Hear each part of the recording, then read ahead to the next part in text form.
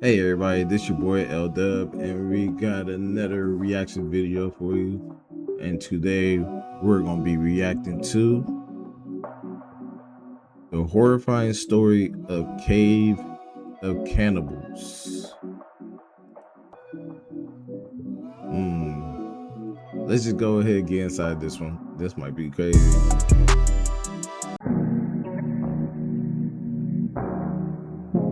Arcade Boy. Ooh, dub, you killing them. What I say, hardy for the night. Take a look at this cave. This is a cave known as Sonny Bean's Cave. It's quite beautiful from the outside, and the surrounding countryside and ocean is even more so. But this beauty is deceptive. This cave is actually the site of one of the most gruesome and mysterious stories in Scottish history.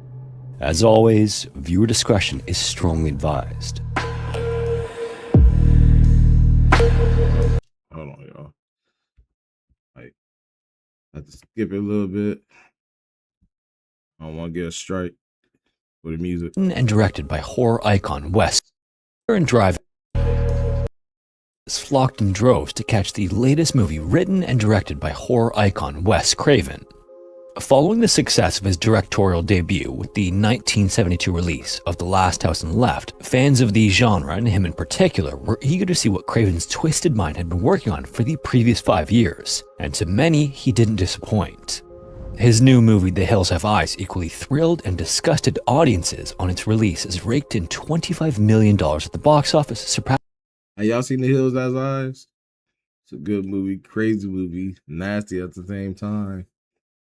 Y'all gotta watch it, it's crazy. Hills Have Eyes. Passing the success of his first film.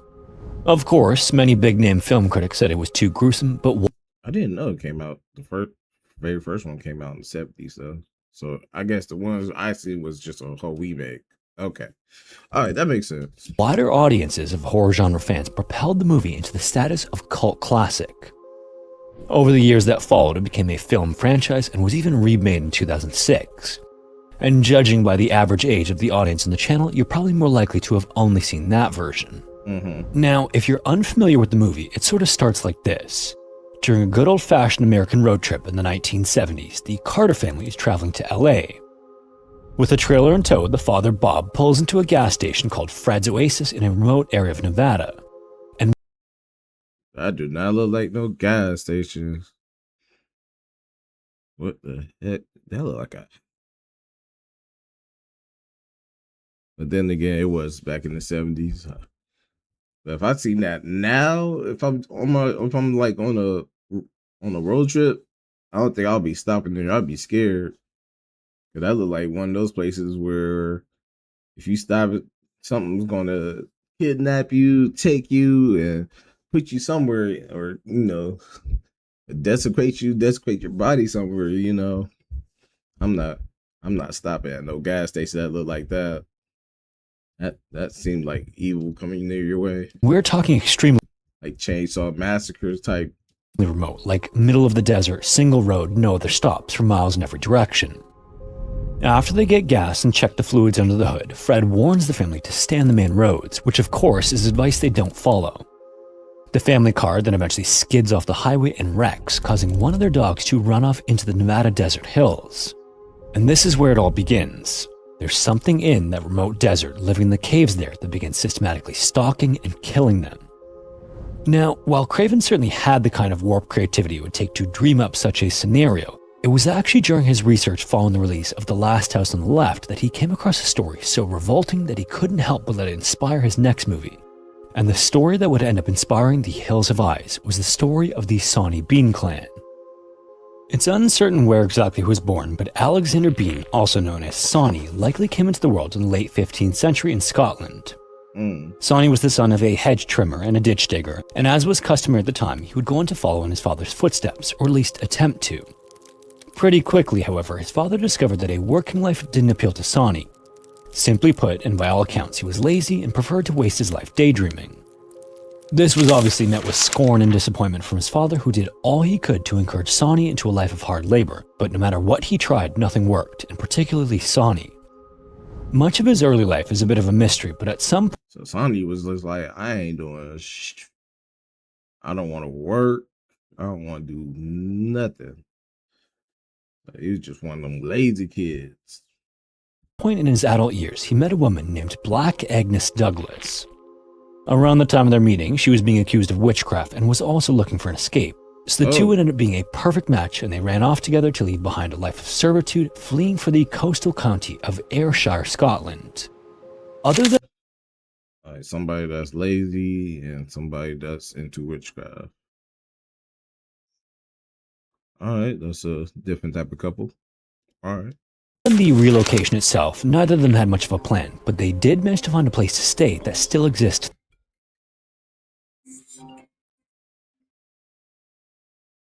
Hey. No, I'm actually recording this video. I'm recording this video. No, not really, but I'll call you back after I'm done recording this video, okay? Okay. All right, I'll call you back. All right.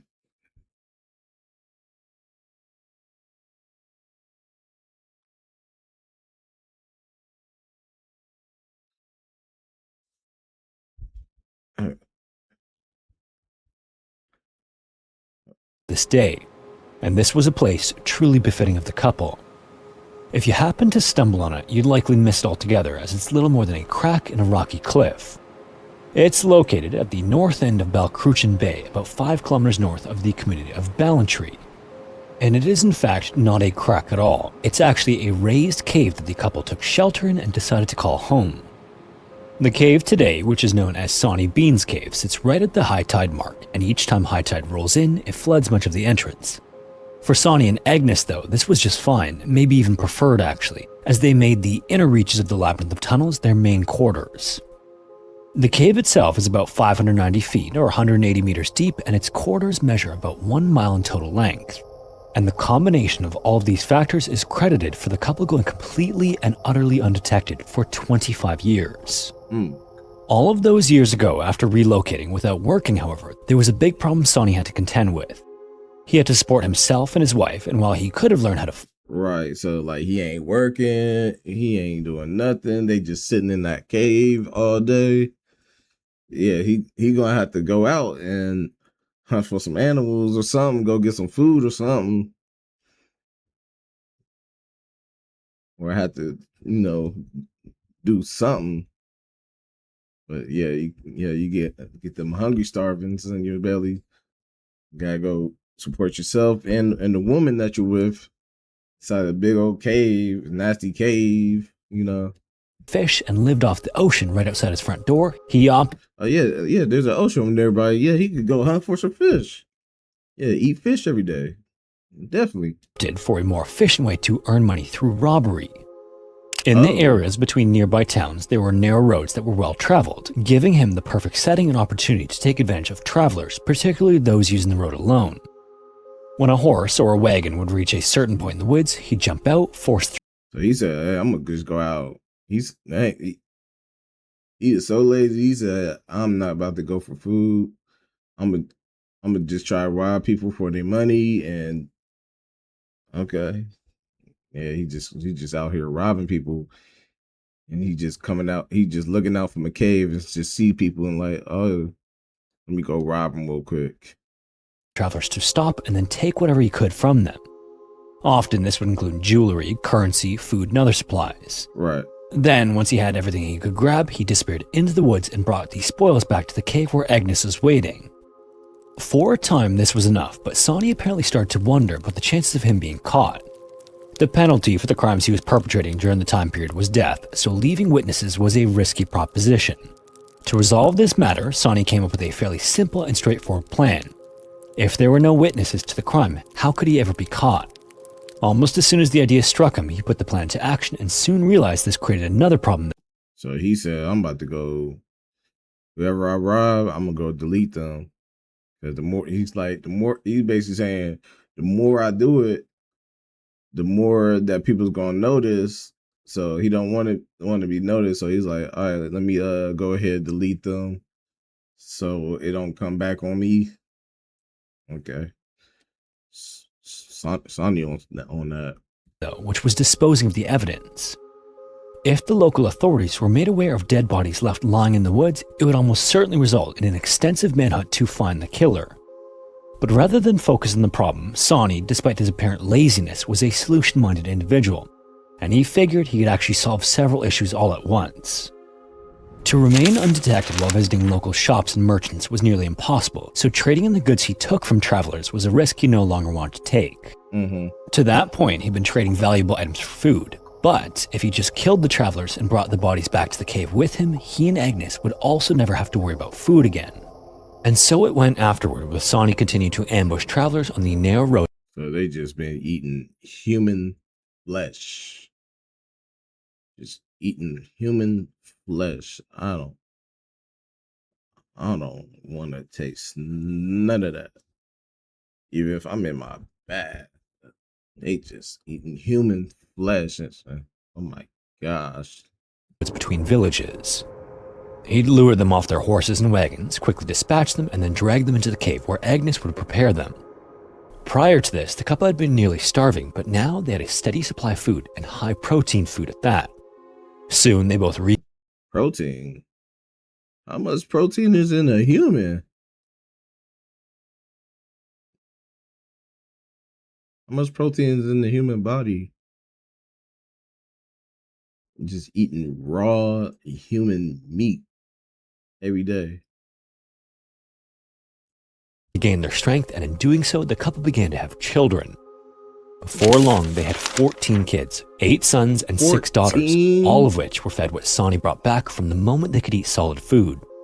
In fact, as the children became old enough, they start to join Sonny in his attacks on travelers, and all the extra help made for much lighter work for their father. They said, he was like, all right, kids, let's go get some food. There's some travelers right there. Let's go get that food. That's basically what they were saying. Let's go get this food, children. When more of them were joining Sonny on his daily duties, the Bean Clan was able to start picking off larger traveling parties, sometimes dispatching upwards of 6 people in one ambush. Damn. Years apparently passed like this as the Bean Clan continued to make a deplorable living for themselves. And as if things weren't disturbing enough, the kids eventually start to have kids of their own. And this wasn't from finding outside partners, if you know. Oh my gosh. Oh. They said they've been having the kids was having kids of their own, but not from the outside. Oh my, oh that's disgusting.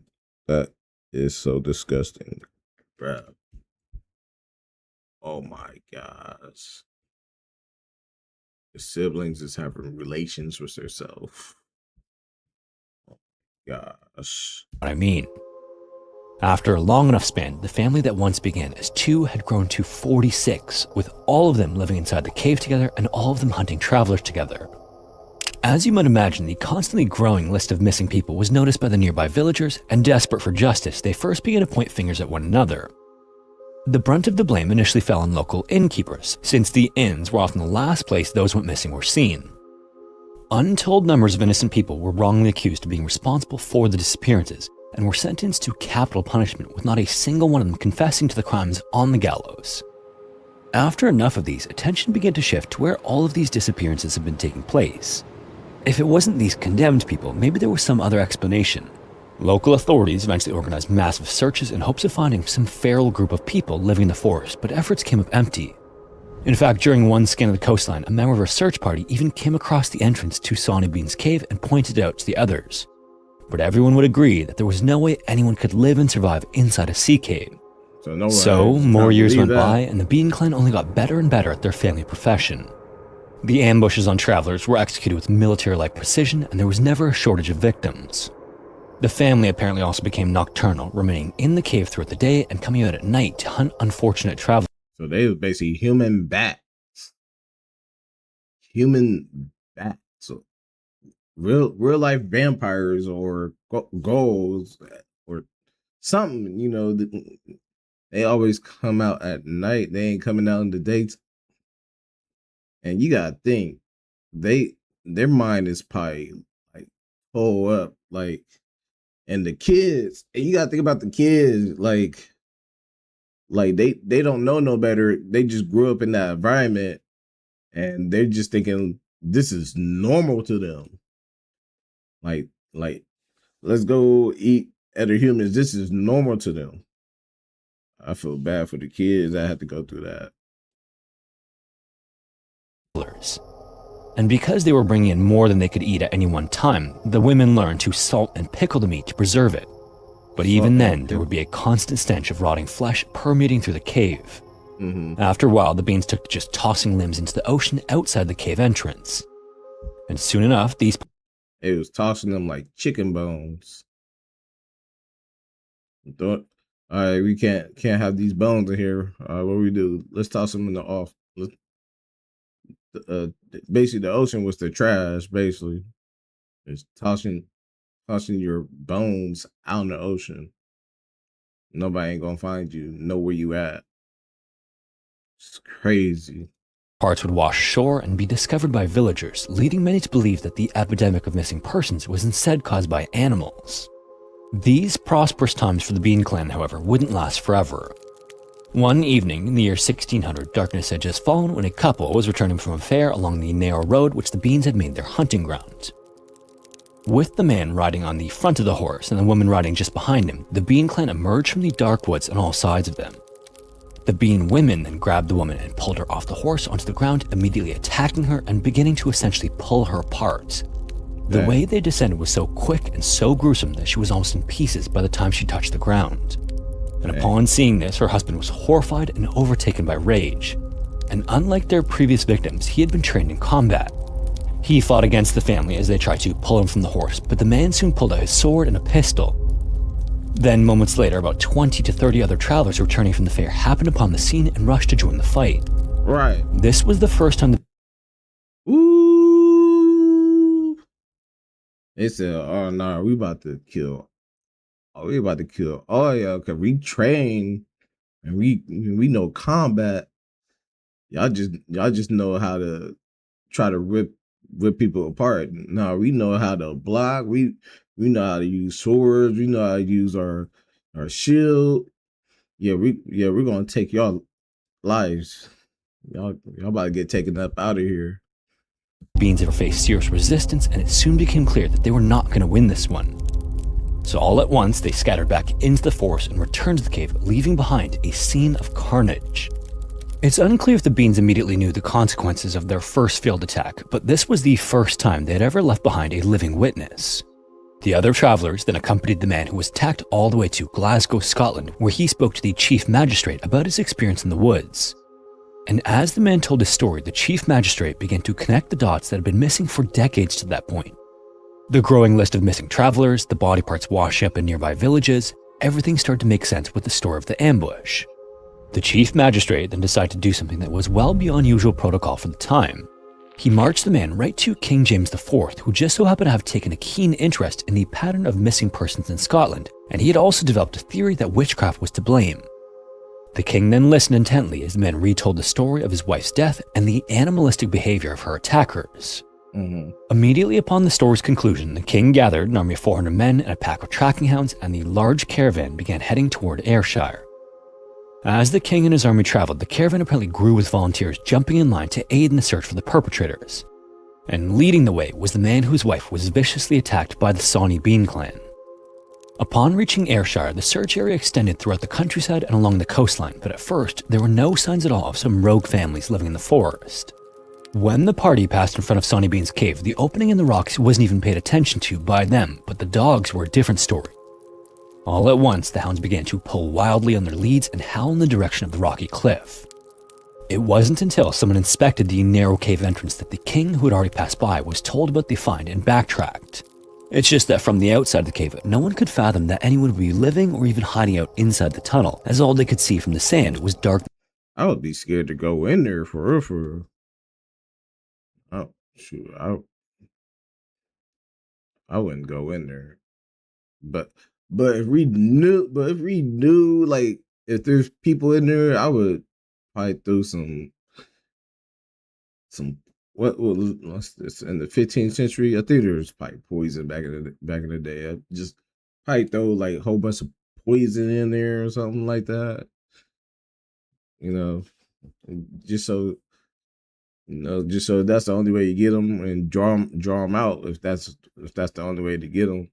But going in there is probably the wrong idea because that's their territory. They know everything inside the cave, and you probably be outmatched. But if you lead them out, then that's a whole different story. Beyond the opening. The dogs, however, continued to make it clear that there was more to it.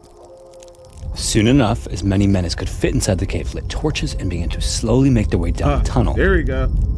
There you go.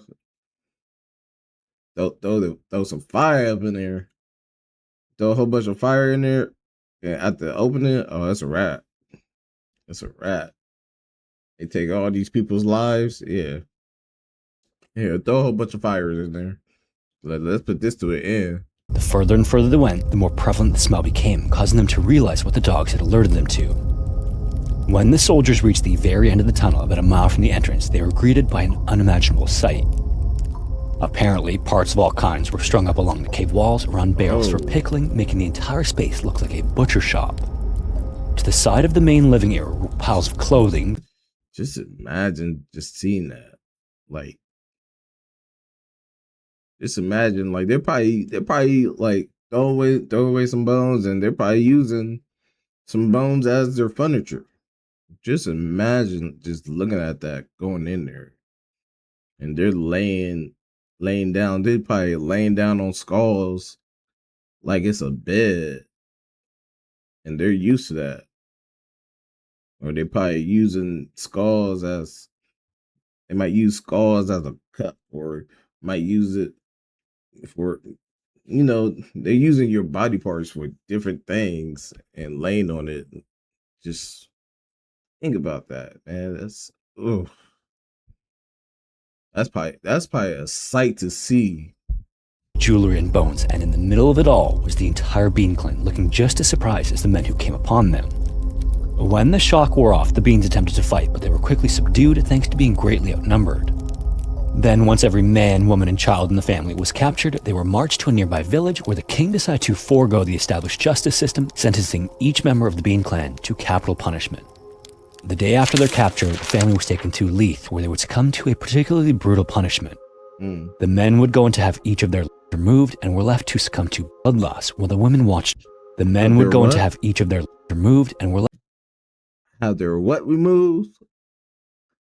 Damn, they said they cutting off their.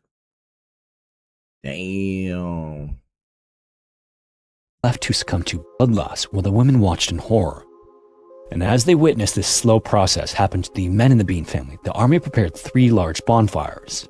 Then once all the men were gone, the women were given the fate typical of witches of the air, bringing an end to the story of the ruthless Bean clan. Now, if you're wondering why some of the elements to the story seem to not make sense, you're not the only one. Many people have asked, and rightfully so, did this actually happen? And while Wes Craven's The Hills Have Eyes is unquestionably a work of pure fiction, the tale of the Bean clan has often been presented as verified fact. The truth is, though, there's a significant amount of supporting information and evidence that's missing from the tale. Historians have scoured records, newspapers, and diaries of the time in Scotland, and not a single one of them mentions a trend of disappearing travelers. And certainly, you have to imagine the discovery of a person-eating family of 46 would have made the news. So how exactly did this story come about? The beginnings of the story have been traced back to a publication that was popular in the 18th and 19th centuries called the Newgate Calendar. This publication told of crimes of the day with a sensationalized twist, making it difficult to separate fact from fiction when it comes to the Bean clan. Others, however, maintain that there are at least bits and pieces of truth woven into the story of the Bean clan. Centuries earlier, there was a slightly more evident story of a man named Christy Cleek, a butcher said to have turned to eating whatever he could find during a devastating 14th century famine. He apparently also led a small band of outlaws who preyed on travelers, which sounds remarkably similar to the Bean clan story. There's also the undeniable history of banditry and smuggling along the Ayrshire coast, where caves were used as hideouts for ambushes. So combine all these together with broken telephone across decades and you have the perfect mix for the birth of a legend about a grotesque, cave-dwelling, flesh-eating clan. So, what do you think? Do you think the legend is just that, or do you think there's more to the story? All right, that's gonna be it for this video, man. Man, if this really happened, I mean, they say it's a fact, but it's come up in multiple stories. But that's just crazy. The world that we live in, man. We all think that's crazy now, but a lot of crazy stuff was happening back then. It's just not filmed or technology's not around that time. It just happened. But thank y'all for watching, and make sure you like and subscribe. Please like and subscribe to the channel. I really appreciate y'all. Thankful for y'all, grateful for y'all. That's gonna be it. We'll be doing another video soon. But L-Dub Nation, we out. We gone.